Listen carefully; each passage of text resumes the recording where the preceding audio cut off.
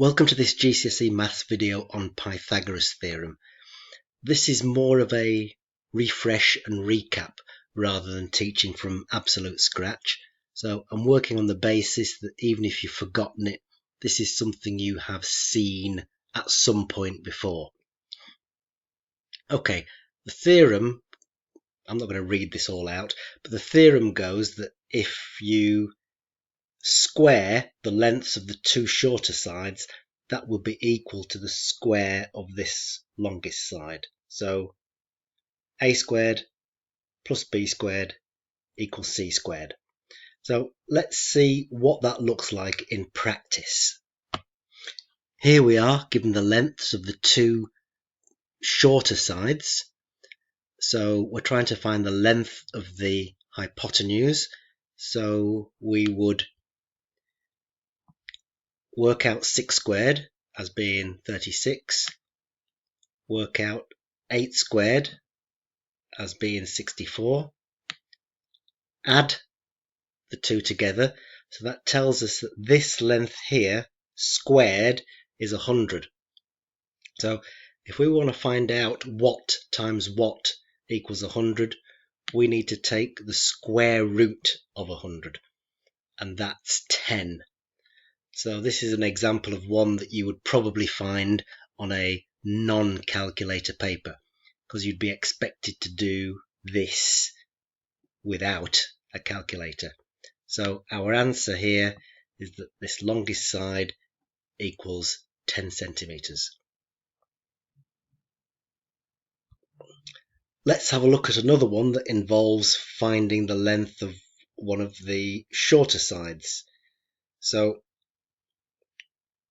12 squared plus whatever this is squared equals 13 squared. So 13 squared is 169, 12 squared is 144. Now here you need to be careful. We're not finding the hypotenuse. So if I want to work backwards to find out what this is, I'm going to have to subtract. 169 minus 144 equals 25. Take the square root of 25 and I get 5.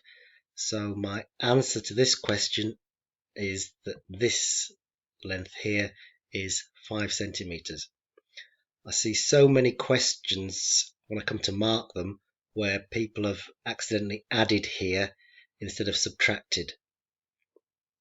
So please make sure you don't get caught out with that. Some other points for you to note about Pythagoras theorem. Please remember this only applies to right angle triangles. The question could be worded as a problem solving question, so it might not mention Pythagoras theorem anywhere. So you need to be able to look at that sort of question and try and recognize it. Look for the right angle triangle. This could be a calculator or a non-calculator topic. And as I said earlier, be careful not to add when trying to find the length of one of the shorter sides.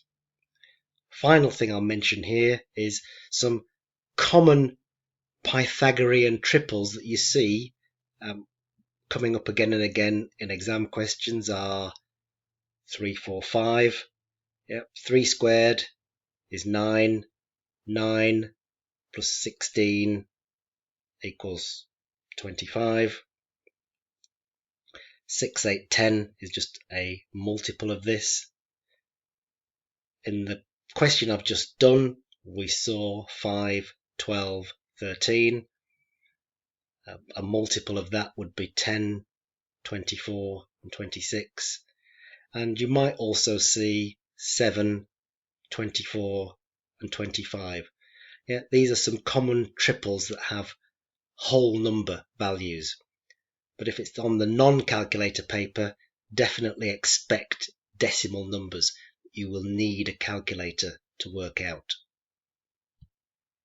This is what I meant about one of the Pythagoras questions in context. Have a look at this question. There's no mention of Pythagoras theorem at all, but if you look here, the ladder and the ground and the wall between them form a right angled triangle. Yeah, did you spot that? So this 6 meters is the hypotenuse of the triangle. So yeah, we've got the longest side, so we have to square, square, subtract, and then square root. So 36 minus 4 gives us 32. We'll need a calculator for that. If we take the square root of 32, I've rounded that to 2 decimal places and I get 5.66. So my answer to the question is that the ladder would reach 5.66 meters up the wall. Here are some that you would need a calculator for. So it says here, give your answers rounded to 1 decimal place. So why don't you pause the video here if you want some more practice, have a go at these, and then when the video starts up again, I will pull down the shutter here and reveal the answers. So pause now if you want to have a go at these, otherwise I'm just going to carry on and show you these answers.